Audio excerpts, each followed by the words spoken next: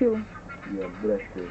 Well, you know, so we always talk about the river Nile style, you know what I mean? Where the land is so fertile and healed for the meek and the mild, you know what I mean? So I say now, going back to that ancient monarchy, you know what I mean?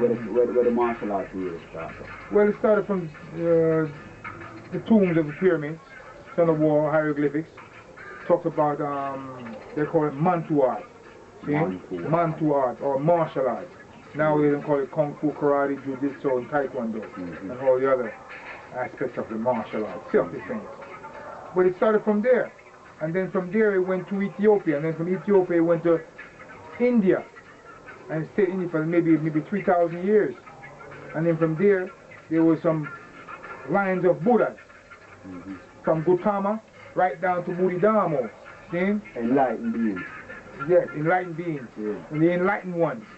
So Bodhidharma was the 28th patriarch from the original line of Buddha.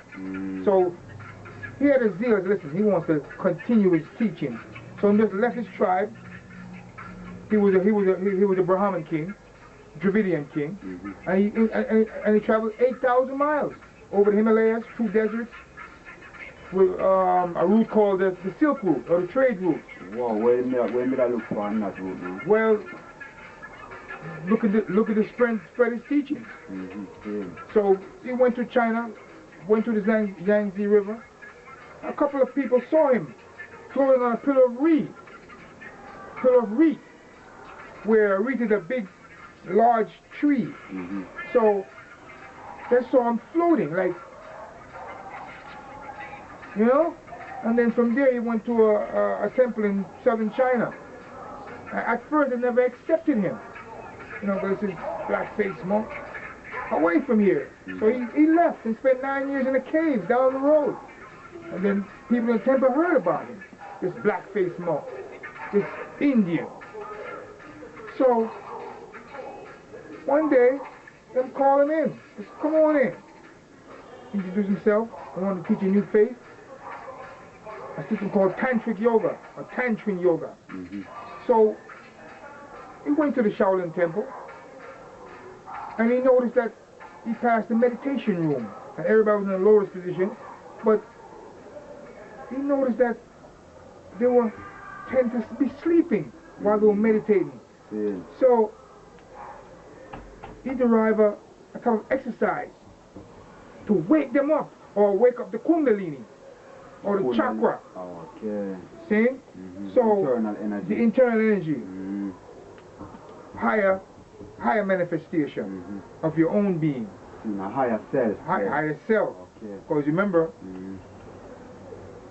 in the walls of the pyramid, before you go in the temple, it says, know thyself. So that concept, Bodhidharma still had in his mind.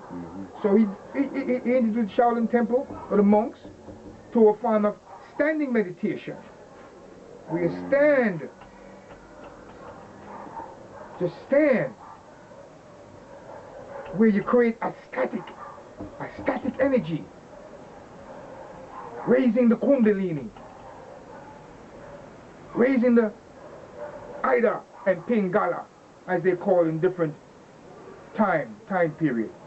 So this is a form of energy now rising from within one's body, the internal part. Wake up! Like when you say, other teachers, like Marcus Garvey always say, wake up, black man. That's another form of raising the Kundalini, raising the chakra. See? Yeah. See, so that is the origination of these movements now that were originally coming from yoga. Yoga, so we're talking about originally a meditative form of living. Right? So you say that now this being was even teaching the thing was a being of enlightenment. So the Kung Fu now, how the self-defense part come in now or support, because it's just about meditation and so on. What does that have to do with fighting? Alright, the fighting part. After Bodhidharma taught him the static standing meditation, he started teaching him how to move with the energy. See? He started moving with the energy. And then from there, he started teaching some ancient yoga self-defense. And then from there, when Bodhidharma passed away, the next generation of monks revive the technique, develop on it as time go on, and then after a while it become a protective measure. Because one time during the Hun dynasty, the Mongolians, the Tatar tribe, it came down. They came down, and they were. The Tatars and the Huns, they were barbarians from Upper Mongolia, upper steppes of Mongolia, Lower Mongolia. So they came down. So they used the martial art as a self-defense mechanism to protect them. To protect the holy teachings that they had gotten, this enlightenment. Right, and also protect some of the dynasties that was friendly with the monks at that time, who helped build their temples. Okay. So it was like an exchange. I help me, you help. You know what I mean? We help each other. For them reach a very high level of development. And it's still going higher up to the present day. It's going higher. Because now this higher energy is going back to the originator. Brilliant. The originator is the ones who taught those people, taught the Chinese the martial arts. Now it's coming back to us, and we're bringing it to a higher level of consciousness, even higher than when they had it.